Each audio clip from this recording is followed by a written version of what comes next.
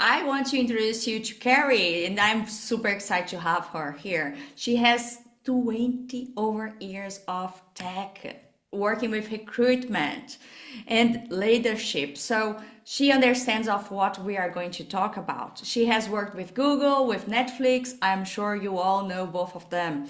And she is helping us or designers getting the job or the dream job that we have been wishing for and waiting for, and also thinking about the minorities, women, Latins, and all these people that have been marginalized in their work life too. So I really loved my talk with her. Like, we have some time offline, and I'm super excited to the topic she's bringing today.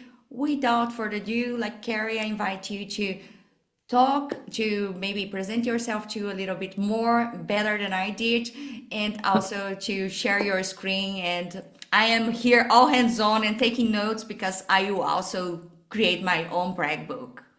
Oh, good. I love it. You're already diving right in. That's great. Okay. I am Carrie Peralta, and I am a very long time old lady recruiter. I absolutely love, love, love all things talent acquisition. I've been doing it for a really long time, spending the last 8 or 9 years specifically focused on UX. So UX are my people. I cut my teeth on recruiting UX researchers, then designers, writers, and content designers, and then product managers. So it was really just a great culmination of experience and really, diving deep into these roles to figure out how they all really work together. And it all just, made a lot of sense to me. I, like many people, experienced a career layoff in tech, like so many others. And I had a real existential crisis a few years ago where I had to really figure out, like, who am I without this job? What is it that I really want to do? What's really important to me? And I went right back to the reason that I was so loving and passionate about recruiting and matching talent with their ideal careers. And I said, well, that's what I want to do full time without maybe all the, like, corporate bureaucracy and all that. And so I, a couple years ago founded my very own business called Peak State Coaching.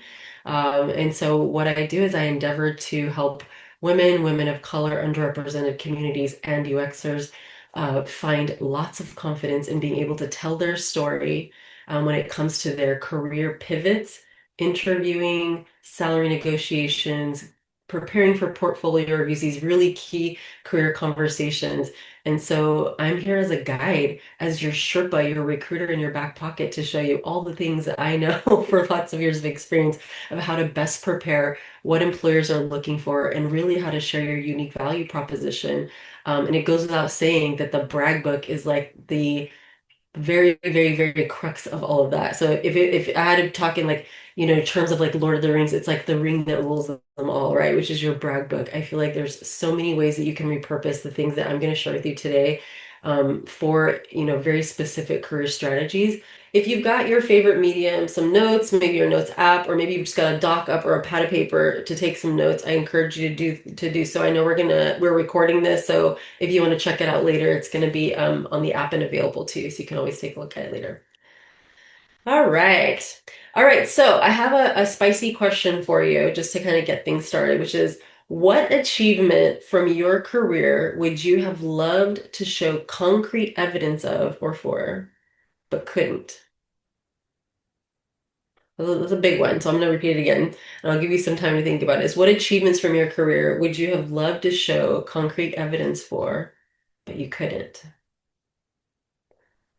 So right now things are percolating. You're like, and it's a little bit of a cringy moment, right? And we've all been there, where it's like maybe you left that interview and you're like, oh my gosh, I should have said that one thing, or I should have showed them that one project, right? So it could be like post-interview, post-career conversation. Maybe it was even in a performance review where there might have been some gaps, or you start to think about things like, man, I really wish I would have had that example more together, a little bit more polished. I wish I would have had all my, like, ducks in a row, all my assets together, right? So this is one of the things that, like, we can kind of reflect upon, and is another motivation and driver for being able to have your career highlight reel, or what I call, very affectionately, your brag book.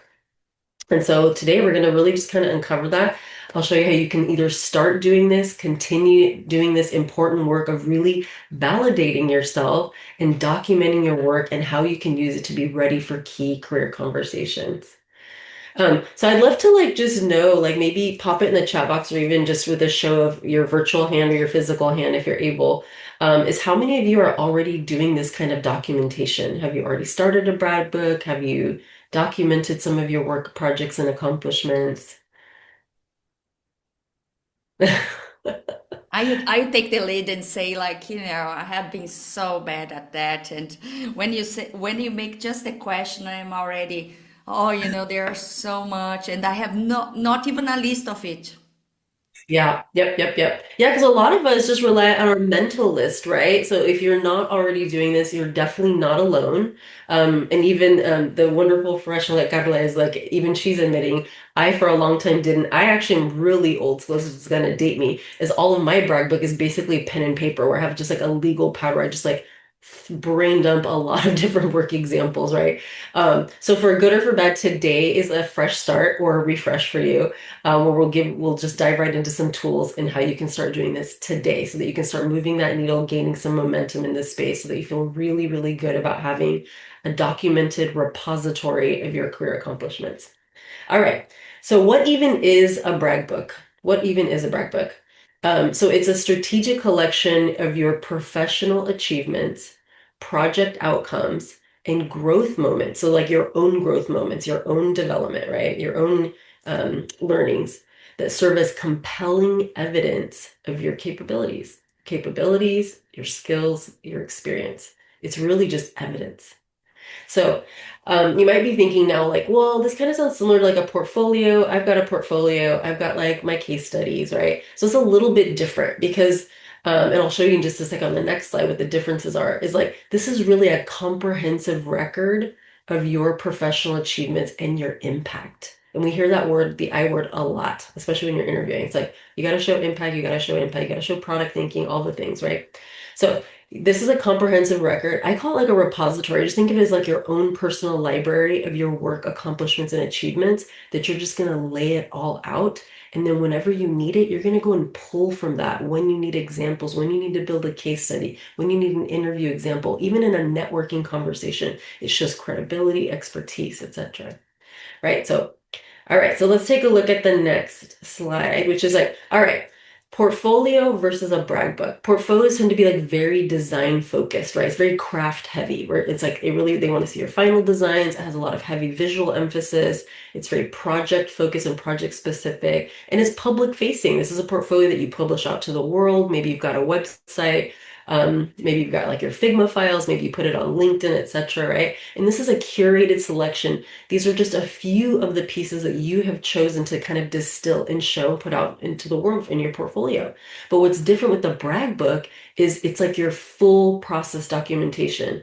I call it a brain dump. It's a place where you can just throw it all on there. It doesn't have to be pretty. You're gonna make sense of it when you start to tighten up some of those examples and get really like more specificity in the examples, right? But it's like your full process. It's everything in there. So you can have a lot of different examples for different reasons and for different ways that you're wanting to kind of share your experience and things that you've done. And it's impact emphasis versus like the visual emphasis. Like for designers, you're going to be showing a lot of those visual assets, right? It's like showing in the proof, right? But this one is really impact driven. It's like, how did you impact the team, the organization, the work or your remit? How did you impact KPIs? And this is kind of goes beyond just results. It's really truly impact. Like, why does this matter? Why does this make sense for me to even share this with you today? Then let's see, achievement focused, right? So you're not just going to put like your day-to-day stuff. It's going to be the stuff where they were your biggest needle movers, your biggest rocks that you had to push or pull. Maybe like the most challenging partnerships or people that you've had to collaborate with over time, right? So they're really just sussing out kind of the day-to-day and really honing in on what are the achievements that you want to focus on. And this is personal. This is just for you. It says just for you. So instead of it being so public facing like a portfolio, it doesn't have to have like a lot of, high visual polish, any of that. This is just your personal resource. Again, that repository, that library, those reels that you can go back to and just pull and grab from over time. And it's a very comprehensive collection. So everything's in this document, in this brag book, versus the portfolio being just a few examples of those things. Make sense? Yeah. Okay. All right, so why do you really need this? So, like, why does this matter for you beyond the portfolio? So, while portfolios have, this focus on, design work, they often fail to tell the complete story of your contributions, especially for product designers whose work may be, highly iterative, highly collaborative. And really, it's evidence. It's just proof, right? So evidence-based accomplishments can be helpful for career progression, even landing that job. Increasingly requires that you're, demonstrating evidence of impact, not just claiming that you can do this skill. Because it's not enough anymore in this competitive landscape, especially in the job market or even in your current role, and how your career progresses within your companies. It's not just saying that you do something or that you can doing it, it's really showing, right? It's really showing them with great specificity and lots of good details, this impact that you're doing or this impact that you're showing. And then the other thing is good old your memory fails. And I know like when I asked that initial question of a time that you like wanted to show some, concrete evidence of work, but you were not able to. And that is very likely for suspect number two here, which is the memory fades. Can you even remember what you were working on like 2 weeks ago, 2 months ago, 2 years ago, and have a really clear, crisp story around what you worked on in that project? Maybe yes, if you're really, really good about that and collecting some of these examples, but very likely no. If you asked me what I was working on 2 weeks ago, I'd have to literally go to my calendar and like jog my memory, right? So without documentation, these valuable career moments, all that hard work that you've done, the blood, sweat, and tears that you've worked on, to get to that output, to get a product to ship, or even if you didn't, even if it's still in progress, right, or in process, a lot of times can get forgotten and those details just kind of fade until we document them. This is also, your brag book is also great as negotiation power. It's negotiation leverage. So well-documented achievements provide concrete leverage during salary negotiations and job offers. They're also great for promotional discussions, even things like your performance reviews, right? So it's all ways that you're just going to be pulling to show proof, like, yep, I got that. Let me show you the receipts. And you've got those receipts via your brag book. It's also a great confidence builder. And I know this seems like a really like soft skill type of thing, right? But a lot of times, I work with people that are career pivoters, that are job seekers, that are on the path from going from an IC to a leader.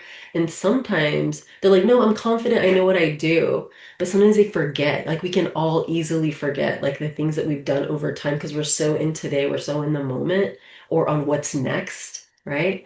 That we kind of forget all the great accomplishments that we've had. And so your brag book can be just a beautiful reminder, almost kind of like this career photo album, if you will, that helps you really combat imposter syndrome. So when you think you don't qualify for that job, you don't tick every single box, please go back to your brag book once you start crafting, creating it, and go back and remind yourself of all of the great work that you've done, all the hard work that got you to where you are today.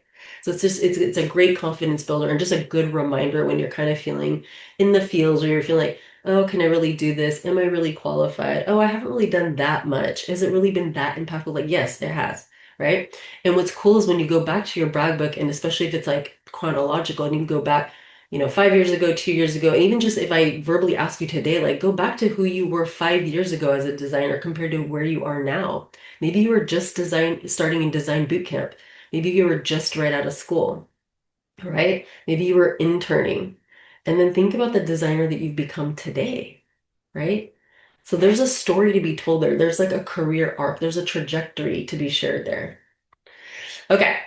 All right, so this is also a brag book is also just like a recognition tracker. It's just a great way for you to just put in and document all of these great accomplishments that I've just been alluding to, right? And these are proof of your capabilities, also just a great reminder, because we can easily forget. Memory fades, you're in the moment, you're on to the next thing, and you just may not remember some of those details until you get pen to paper. All right. So let's talk about the components. Like, what do we need to include in this brag book? So this is important here. It's going to be things like project summaries and context matters. Because I'm telling you, 2 months, 2 years from now, you're going to forget what the context was. You'll remember maybe the project, but you won't have all the details sussed out. So context, what were the challenges that you were facing? What made it kind of tough or even memorable or even noteworthy in this brag book? And then what was your role? And specifying your role shows scope and ownership. I was leading this, I was a contributor, I was a key consultant to this project. Maybe I was collaborating with people. What was your specific role? What was your onus in this project? And then there's the documentation. Documentation is important because we think about like, what's the story that you're really trying to tell with this particular example or project? But really good designers can convey or should convey, especially in an interview, design decisions. So it's not just what you did and how you got there, but why did you make some of those decisions? How did you make some of those trade-offs? How are you prioritizing the work? How are you prioritizing the craft? How are you prioritizing the user, right? This all contributes to your decision-making capabilities. When did you have to make pivots? This is a good one too. That's a really good interview question. Tell me about a time when you worked on something and then you had to shift gears. So you had to completely pause all that momentum, pause, and then shift and go a different direction. And sometimes those pivots are not in our control. Sometimes those are things that get passed down to us from the powers that be, the higher ups that say like, hey, we're going to go a different direction, or maybe we're scrapping this project altogether. How many times have we all been there where your project gets scrapped? It feels really crappy. You've done a lot of work, but there's a story to be told there on how you handle that pivot, how you stay adaptable, how you stay flexible, how you're able to rally around change and then start moving forward, right? And then what learning moments did you have? And this is just good emotional EQ. I have that down on a later bullet, but like some of the learnings that you took away from here, what you learned about yourself, what you learned about others, your teammates, what you learned about your leadership, maybe what you learned about product. Maybe you had some really cool insights that led to other projects, right? And then we get to the results. So this is the quantitative metrics, right? Everybody loves KPIs. Well, not everybody loves KPIs, but people that are reviewing your work love KPIs. Let me tell you. They want to know what's in it for them. They really do. What's in it for them, it's with them, right? That's what's in it for me, but then there's what's in it for them. So this is really good for you to have like before and after comparisons. I'm always a sucker for a good old-fashioned before and after screen, but you can also do this with data. Here's where we started. These were a crushing disappointment, these numbers or these percentages, right? And then here's where we are afterward, after all this great work that I've done.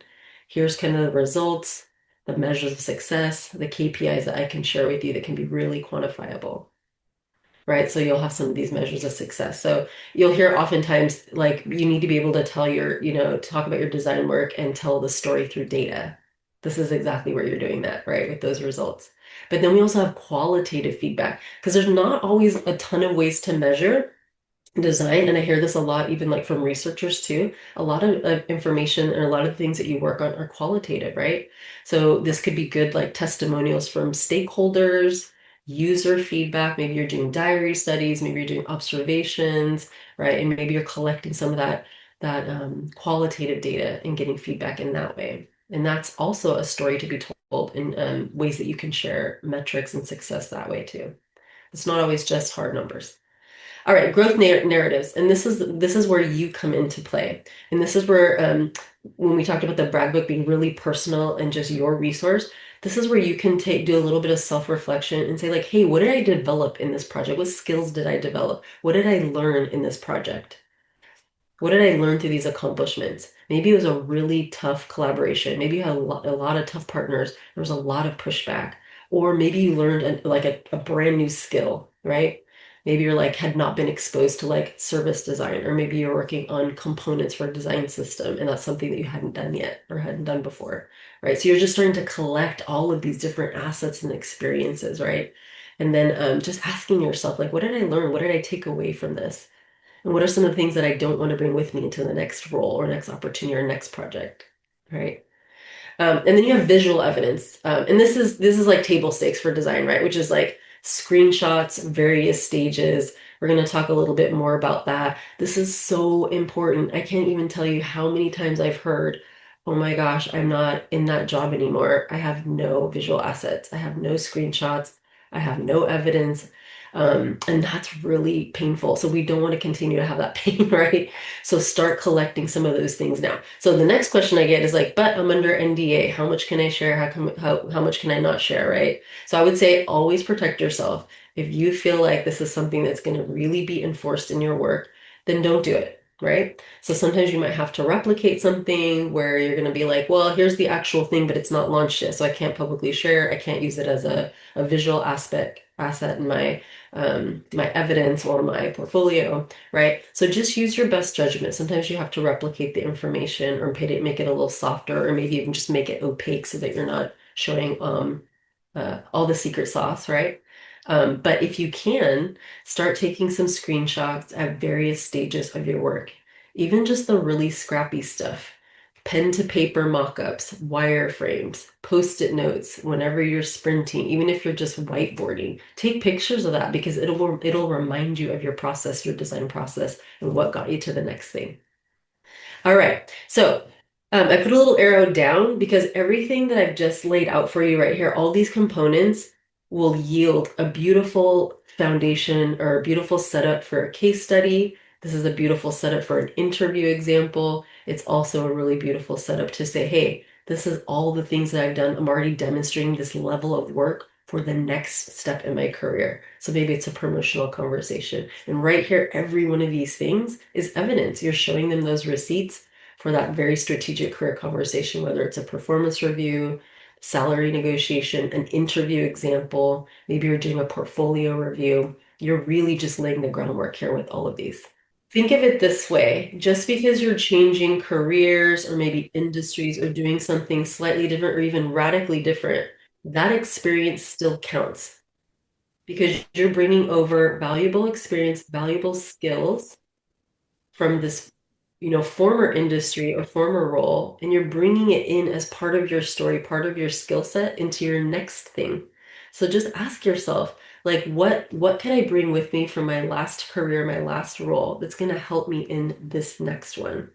Because we don't want to take away from all of the great work that you've done. So like say you were an analyst or maybe you were even an engineer moving into like UX engineering and then maybe even into design. Those technical chops are going to be amazing for you to just understand the full stack and how that translates to design. It's also going to give you a lot of like technical capacity to be able to do stuff on your own without having to wait for an engineer to do it. But even for my analyst example, say you're coming from an analyst role, you're going to be amazing with showing data, KPIs, and telling that story through data, right? And even if you're coming from an even more creative field, I was talking to someone who was like a museum curator going into UX. It's like, so it's different, same, but different, right? It's like art in a different way. It's like you have a story to tell. You have a lot of like historical art, artistic, creative experience and knowledge that you are bringing. So maybe you have a keen level or keen eye for a level of detail that not everyone's going to have, right? So start thinking about what are some of the things that you can bring in to this next role that are going to be relevant, that are going to matter, that are going to give you a little bit of an edge. Right? But your brag book doesn't have to just start now in your pivot to a UX career. Your brag book is everything that you bring with you, right? So just like I was saying, I used to be a recruiter, now I'm career coaching. I still brought all of those transferable skills into this role. I'm just doing it in a slightly different way. I hope that helps. All right. Did you have any other questions? Did you say you had two? No, yeah, like these are related, so it's more about career pivoting so far. Okay. Yep. Even if you're making a pivot, it still counts. Everything that you've done still counts. I mean, unless you're coming from like being like a nurse or something, that's probably pretty different. But I would even still say you still have patients, which are users, right? Okay. All right. Let me make sure I didn't skip a slide here. No, I didn't. Okay. All right. So an effective example. So like this is kind of like a concrete example of what a complete entry might look like from your brag book. So you keep the description brief but impactful. So you've done your brain dump, you've thrown everything on there. Maybe you're week over week, you're updating your progress, but then you're going to kind of like distill it and craft it into like a nice brag book example, an accomplishment, right? So you have your original problem statement. Maybe you have your you add your role, your scope, like what is it that you owned in this project? What was your role? What were you responsible for? And then what's kind of the before and after? Here's where we started on this project, or here's where I started, and here's how we ended up, right? And even if it was like inconclusive, there's still a story to tell there. You still went through all of the things to get to that output or that information. So for this example, it might be like, hey, our usability test results were at this, and we got to a 30% improvement, right? Stakeholder feedback quotes. This is a good one, and it may not seem like fairly obvious at first, but stakeholder feedback quotes are good for just building credibility for yourself. It's like, what is it like to work with you? Well, I got this really lovely email or this Slack message that said, like, hey, I really like what you shared today. This now makes more sense for me, right? So you're making sense of problems. You're solving problems through design, right? So stakeholder feedback, especially user feedback, can be really helpful. And then you've got the good old standard metrics or KPIs, which is like, how does this affect the bottom line? How does this make us money? That's good product thinking there. So it's like, what's the revenue impact? Well, through this work in this particular project, maybe it was a mobile app checkout redesign, we were able to get a 12% increase in conversion, right? And then any personal learnings and outcomes. Here's what I took away from this project. Here was my biggest learning. And here's the learning that I'm going to take with me to the next project or the next thing. Right? Okay. So this is just in a really kind of tight, concise way. That's Oh, great, Carrie. We already have a feedback here for you, just for you to say that Bradley just left for another meeting, but he said already that this was fantastic and he learned a lot. good. I am excited to start my brag book, but I have to leave. All right, good. Yeah, thank you for the time check. Okay, so how are you going to do this? How are you going to put all these things together? And some of these things we've already kind of talked about. I have like the Friday 15 here. Pick whatever day of the week is your lowest meeting week. Some people have no meeting Wednesday. Some people Fridays are their light day. 15 minutes is pretty aggressive. If you have 30 minutes, 30 minutes is ideal. But it just depends. You go off of what you feel like you can handle, what you feel like is going to be really doable, and certainly don't set up like a 2 hour time block if you really don't have 2 hours. If you've got just 15 minutes to jot something down, take that 15 minutes, spend that 15 minutes on your low meeting day or your Friday and just document for the week. What did I do this week? What did I accomplish? Where did I move the needle this week on this particular project? And you're going to learn week over week. You'll start to see that incremental progress. You'll start to see things shift. A month later, it'll look different. A quarter later, that's going to look different in that work. Screenshot discipline. This is just good asset hygiene, which is like, please take screenshots. I'm telling you, if you haven't already, you'll be kicking yourself for not saving some of those screenshots of your work, especially as it iterates, right? So capture screenshots, keep a little tab, or maybe a folder or in your Google Drive of just work and assets that you can just hang on to or refer to as you're building out these stories and your book of accomplishments.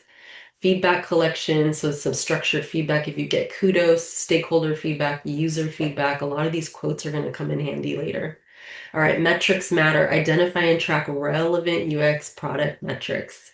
Metrics always matter. I know it's not always our favorite thing, but metrics matter, right? Because that's the what's in it for them. So whenever you're sharing this with a profession in professional networking, in a career conversation, in a promotional conversation, even in your performance reviews, metrics matter. All right, use your tools. We've got some resources here for your brag book. You can set up something in Notion. You can keep it really simple. I do everything in a Google Doc because Google Docs updated that beautiful feature this earlier this year with all the tabs. I love it. I use it all the time. Every one of my clients has a fully fleshed out brag book that they get when they work with me. But you can even just use a Google Doc. Also, Etsy, they have templates for brag books. You can download something on the cheap, right? So use your tools there. All right, now keep things moving along. So for your Friday 15 method, here's the good stuff right here. Is like, what am I going to do in this 15 minutes? Where do I start? And this is like typically the question when I ask you, what's your biggest barrier to documenting regularly? I don't have the time. I don't know what to document. Here you go. Ask yourself, what challenges did I tackle this week? What decisions did I influence? Or what decisions influenced me even? What positive feedback did I receive? What constructive feedback did I receive? What metrics changed because of my work? It's a big one. Like what numbers changed this week? Because in a month, those numbers are going to change again. And there's again a story to tell there. Like how are you connecting the dots with that, with those metrics and measures of success? What did I learn or improve upon? Maybe you learned to communicate better with stakeholders, or maybe you literally got to that final design, that final output. Okay, so I won't ask this question of the audience. You can kind of think about it, and we just talked about it, which is, what's your biggest barrier to documenting regularly? Maybe it's time, maybe it's knowing what to talk about or what to notate. Hopefully, this slide kind of helped you with that. All right, documentation essentials. Here's what you need to capture. Please capture your work in progress, not just the final outputs. You can save that for your portfolio, right? But they still want to see the story. So what's your work in progress? Even the messy stuff, the scribbles, the wireframes, the notebooks, whiteboarding sessions, collaborative moments. We've all seen so many times the post-it note graphic, right? When you're working with your researcher and you're sprinting and you're doing all the things, it's still really relevant, right? And if you can get some screen grabs, even if you're in Figma files or you're using a Miro board, that stuff's really important because it does change over time. You might have started in one direction thinking you needed one thing and it completely changed to something else. Again, there's that story. User testing sessions, early sketches and iterations, stakeholder feedback and direct quotes. We talked about that. Remember, context is key. It's so, so crucial in your storytelling ability when you go for that interview, that promotion, that pay raise. The future you is going to thank you for collecting all of these things. You don't need anything fancy. If you need to, put it on a whiteboard. If you need to, scribble it out onto paper. Just collect it. Just start collecting some of those pieces. Okay. This one I'll go through really, really quickly because we talk about things like metrics. So I'll just leave it up on the screen. These are some metrics that you can use as a designer where it's very pretty UX focused because it's like, hey, what metrics do I have? Every company, every role usually, hopefully, has some measures of success for your role or what your expectations are, KPIs, key performance indicators. So those are the metrics that you want to capture, right? But then you also have business impact. So not only do you have those measures of success, what do those numbers really mean? That's the business impact. Did you convert something? Did you reduce something? Did you increase something? Are you earning more money? Is it driving more revenue? Is there a reduction in tickets or problems that users are submitting because they're having trouble with your pages? How is how is it influencing revenue for the company?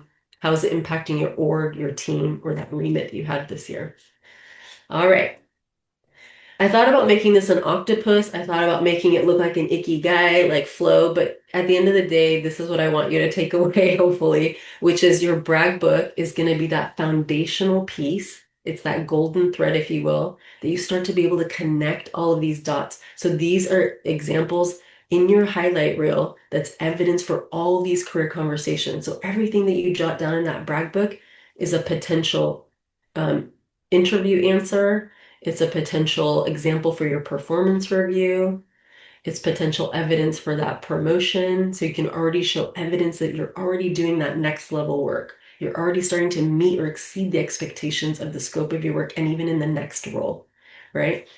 And it's also going to be really great evidence when you go in for those comp conversations, when you're like, you know what, this 3% increase is great, but I'd love to get 5%. Here's why. And you're ready. You've got those receipts ready to show. Yeah, thank you for hanging out today. Thank you so much for this. Thank you so much, Carrie, for the time. And probably a lot of people you rewatch it too very soon.